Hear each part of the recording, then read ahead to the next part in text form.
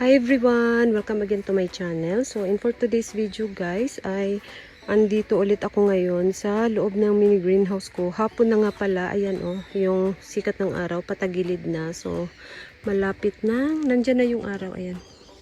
Malapit nang magtago yung araw. So nandito ako para isarado yung pintuan ng mini greenhouse ko. So kapag umaga, binubuksan ko to para yung init dito sa loob makasingaw sa labas.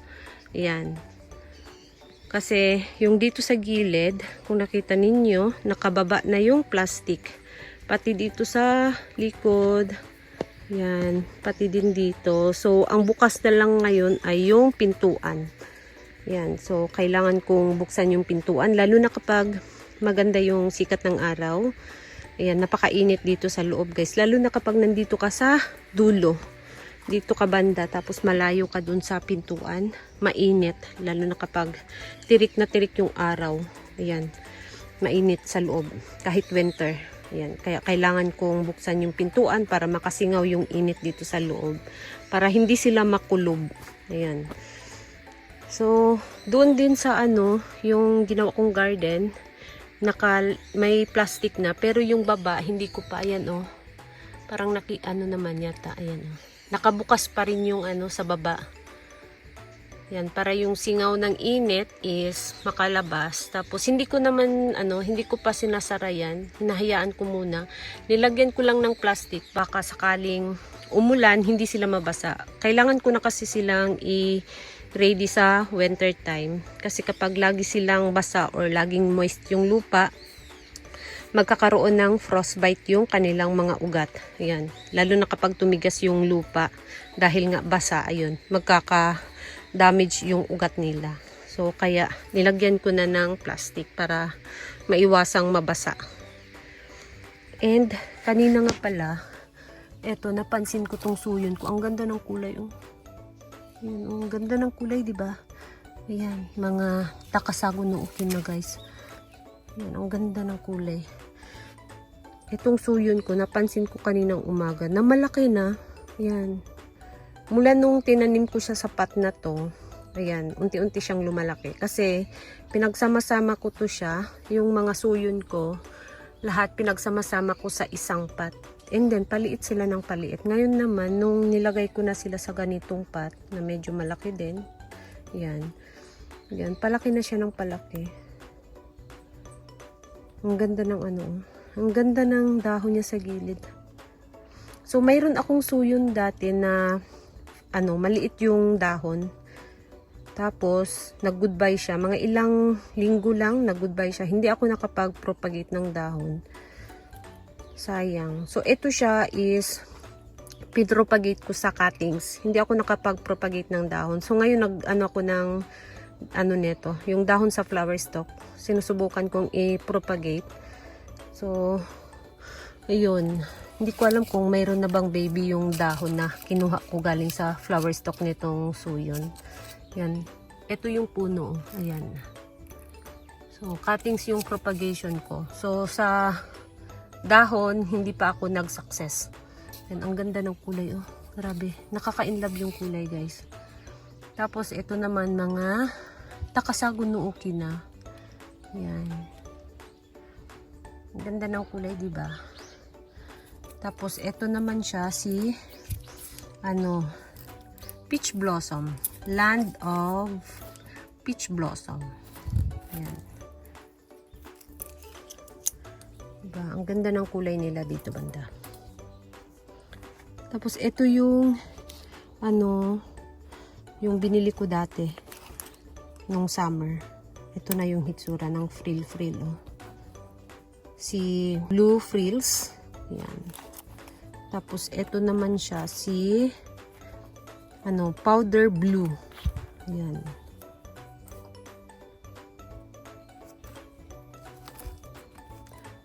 Tapos ito, nagtanggal ako ng mga ilang dahon dito para gawing propagation. Parang si Lola yata to. Echeveria lang kasi yung nakalagay. So, wala siyang pangalan na So, parang kamukha siya ni Lola. So, ayun. Parang si Lola to.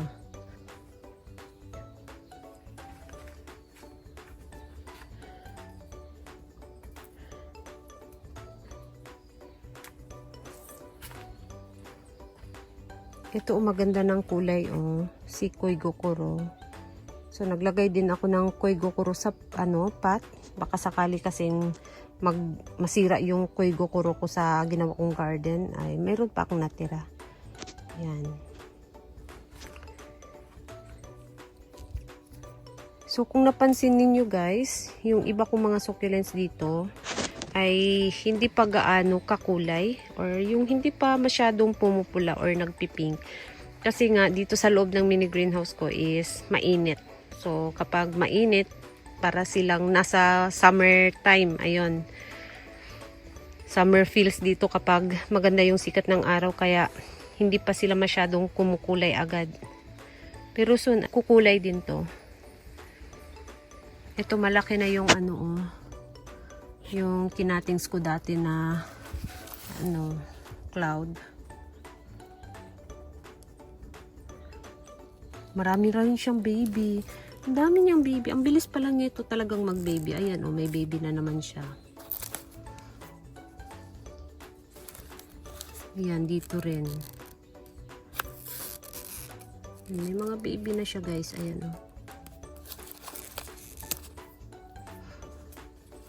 Ayan.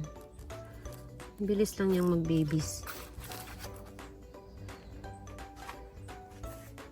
So, wala nang init Ayan Ito ang ganda ng nito Ang ganda ng dahon. Talagang mabilis siyang mapansin. Ano nga palang pangalan nito? Red Edge. Yan. Ang ganda ng Ang ganda ng dahon niya sa dulo. Hindi ko alam kung anong pangalan nito, pero to siya, kamag-anak ng jade plant. So, bago na nga pala yung lupa nito. So, ito is siguro iuwi ko sa bahay, ilagay ko dun sa isa kong patungan para hindi siya masira at makalbo ulit. Yan. So, ito nag-start ng gumanda yung tip niya. Kung nakita ninyo yung mga tip ayan, nagiging pink. Yan, nagiging po siya pink na si RG.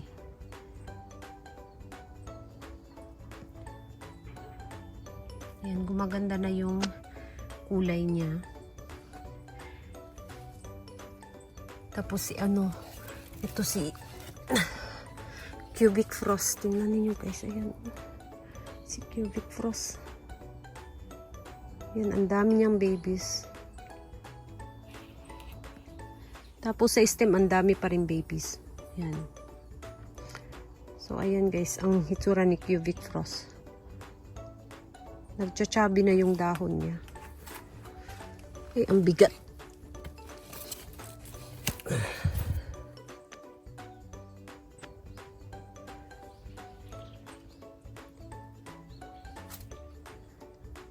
And then, ito naman siya, si Agavoides Miranda.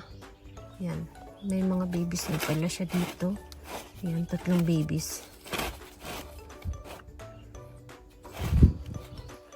So, mas maraming babies yung nilagay ko sa sa clay pots.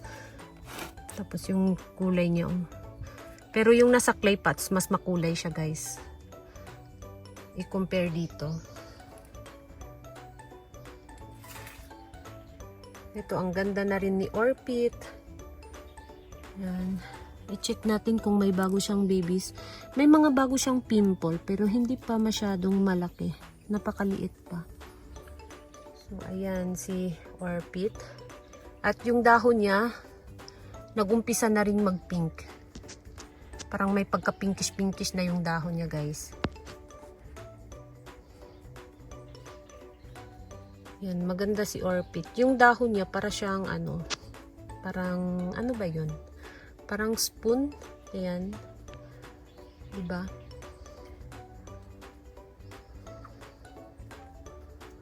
Ayan si Orpit. And, ayan si,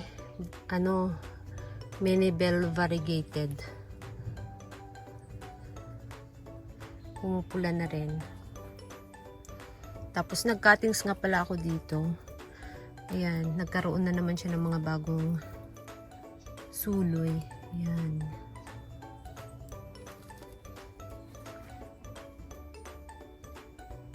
Tapos si Humilis.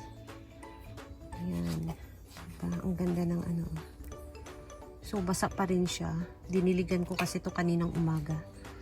Tapos yung si Crispy Beauty. Ang dami niyang babies.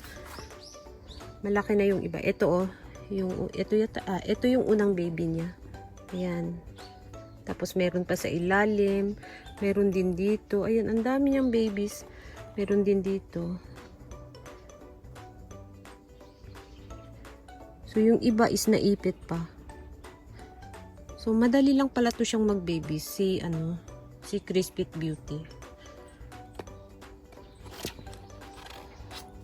Madali rin siyang i-propagate sa dahon.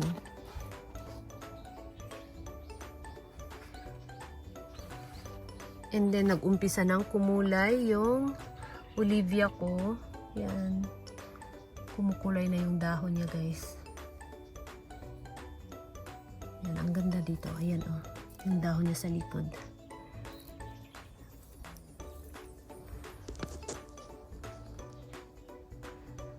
Ayan, para talaga siyang rose, no? Kapag patiklop na. Para siyang nagiging bouquet talaga sa kasal. Diba? Ang ganda. Tapos yung mga ko nga pala, yung mga eto may pa siya dito. Pero yung bagong dahon niya, walang bump. Etong luma meron. Ayan, halatang halata yung mga bump. Pero yung bagong dahon walang bump. Nawala na. Ito naman, walang bump. Tapos ito, meron siya dati, pero yung bago, meron din konti. Ayan.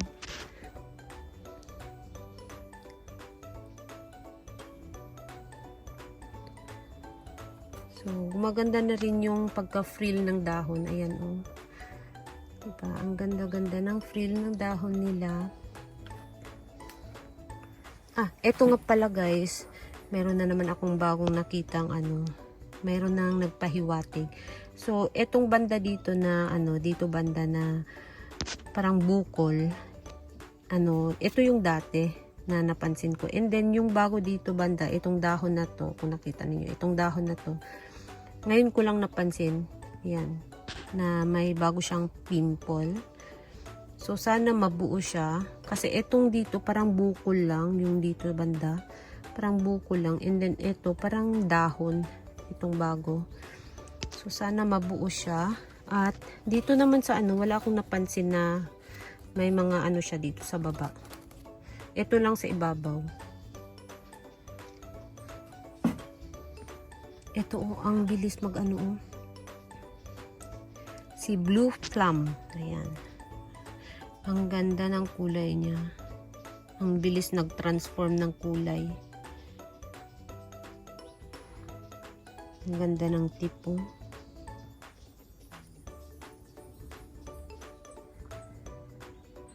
Tapos ito naman tiklop na tiklop. Yan. Tapos manipis na yung dahon. So kailangan ko na rin siguro tong diligan. Kasi manipis na yung dahon niya.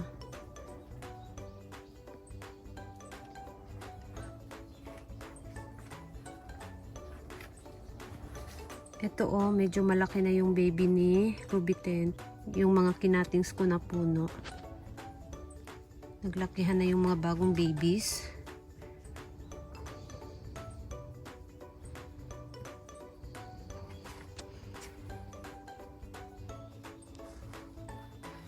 Tapos ito yung may variegation sa dahon na Supreme. Yung bagong dahon niya parang lang, plain lang. Yung is, ayan, may variegation. Pero yung bagong dahon, parang plain. Parang pumuti lang yung dahon, guys. May mga bulaklak, kasi nga mainit dito sa loob, ayan. May mga, bulaklak na palabas.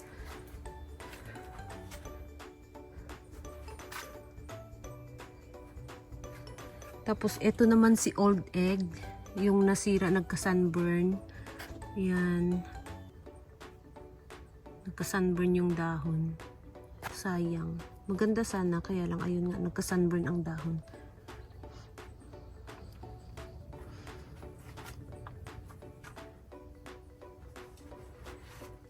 Ito si fire pillar.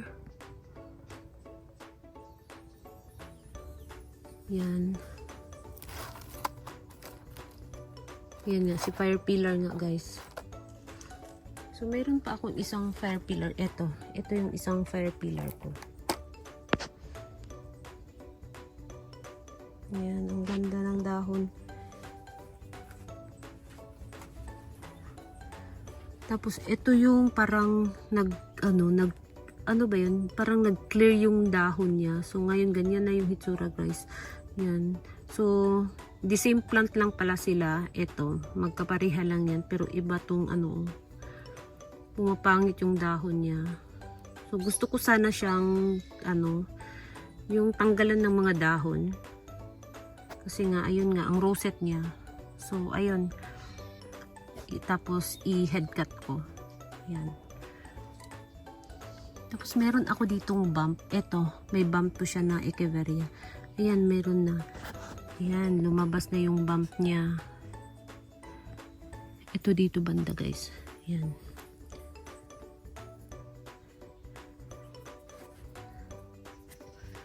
Ayan, parang ang pangalan nito si Bump Swan yata. Ayun nga, si Bump Swan.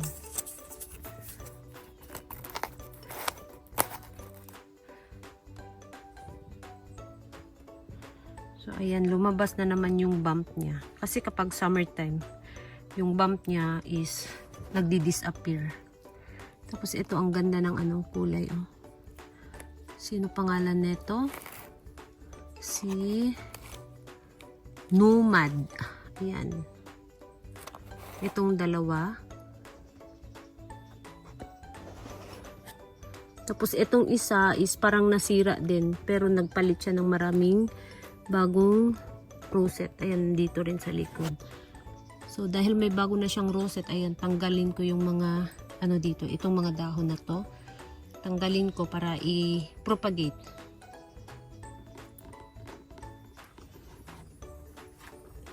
Ang ganda ng nag-iisang maputi sa gitna ng kawalan. So, ito nga pala siya si Colorata. Sino ka? Wild Colorata. Ayan, guys. Nag-isang maputi. Maputi siya kasi nga doon sa farina. So, mayroon pa ako ditong isa. Ito rin si Wild Colorata din. Ayan. May mga pinky-pinky sa dahon. Si Wild Colorata din to siya, guys. And yung isa naman meron dito. Ito, si Wild Colorata, and ito namang dalawa, si Tapalpa. Ayan, Colorata Tapalpa. Tapos, itong dalawa ditong baby is Colorata lang. Ayan. Tapos, meron akong isang, malaki na Colorata Tapalpa. Ito. Ayan, malaki na siya, guys. Meron siyang isang baby. At siya, ba yun? Mabagal siyang lumaki. Ayan. Mga ilang taon na rin to siya sa akin. Ganito pa lang siya kalaki. Yung isa kong mas malaking Colorata is na-goodbye siya. Yung Wild Colorata ko na malaki, na-goodbye. So, ito na lang siya ang natira. Pumalit si Colorata Tapalpa. So, yan guys. At wala nang init. Ayan, oh. So, yung nakasabit nga pala, yan yung ginawa kong crochet basket. Nakasabit. Yan. Tapos, yung iba ditong babies, yung mga na-propagate ko sa buto, dito banda, wala na. Nilagay ko na sa tig-iisang pot. Eto sila. Ayan. Dito ko na nilagay. Ang ganda ng oh. Ayan, ang ganda. Ayan, ang ganda ng ano niya. Nagpipink na siya. May mga puti-puti pa. Ayan, nag-umpisa na rin siyang tumalon. So, ito padadamihin natin. Ayan. Kasi, madami na sanang ganito ko. Kaya, ayun, pinamigay and then nasira. Ito na lang yung natira. Ayan. So, padamihin natin ulit.